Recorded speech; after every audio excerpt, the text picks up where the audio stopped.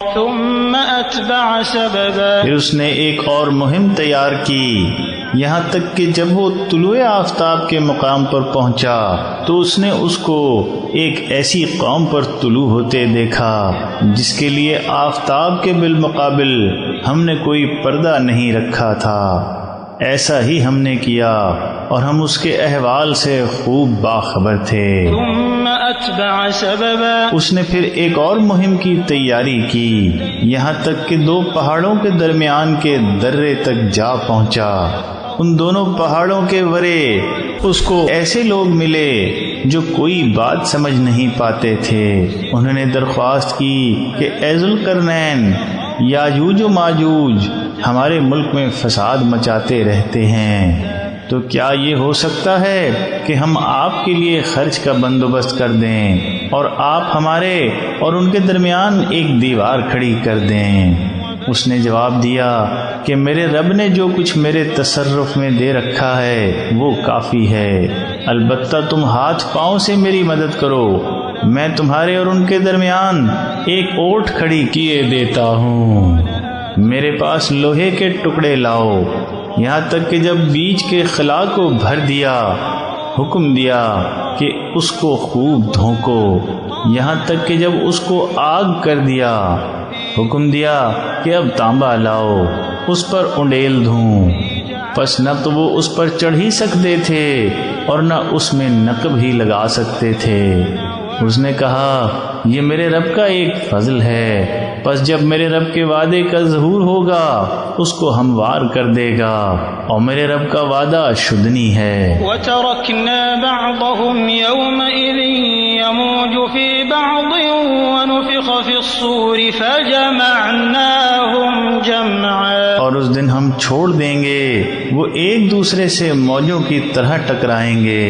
اور سور پھونکا جائے گا، پس ہم ان سب کو اکٹھا کریں گے، اور اس دن ہم جہنم کو ان کافروں کے روبرو پیش کریں گے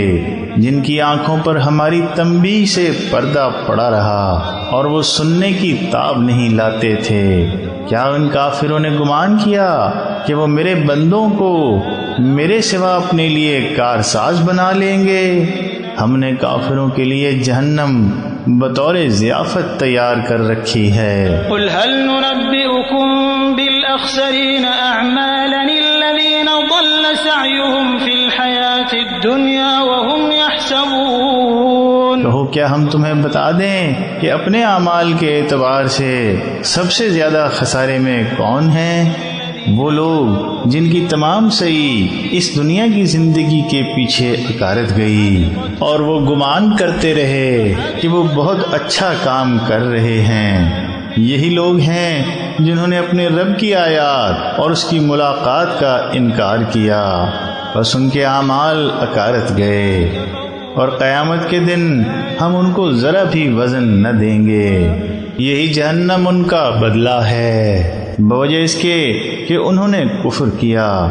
اور میری آیات اور میرے رسولوں کا مذاق اڑایا۔ ان الذين آمنوا وعملوا الصالحات كانت لهم جنات الفردوس نزلا، بے شک جو لوگ ایمان لائے اور انہوں نے نیک کام کیے ان کے لیے فردوس کے باغوں کی ضیافت ہے جس میں ہمیشہ رہیں گے، وہاں سے ہٹنا نہیں چاہیں گے۔ قل لو كان البحر مدادا لكلمات ربي لنفد البحر قبل أن تنفد كلمات ربي ولو جئنا بمثله، کہہ دو اگر میرے رب کی نشانیوں کو قلم بند کرنے کے لیے سمندر روشنائی بن جائے تو میرے رب کی نشانیوں کے ختم ہونے سے پہلے سمندر ختم ہو جائے گا، اگرچہ ہم اس کے ساتھ اسی کی مانند اور سمندر ملا دیں۔ قل انما انا بشر مثلكم يوحى الي انما الهكم اله واحد، کہہ دو کہ میں تو بس تمہاری ہی طرح ایک بشر ہوں، مجھ پر وحی آتی ہے کہ تمہارا معبود بس ایک ہی معبود ہے، بس جو اپنے رب کی ملاقات کا متوقع ہو اسے چاہیے کہ نیک عمل کرے اور اپنے رب کی عبادت میں کسی کو شریک نہ ٹھہرائے۔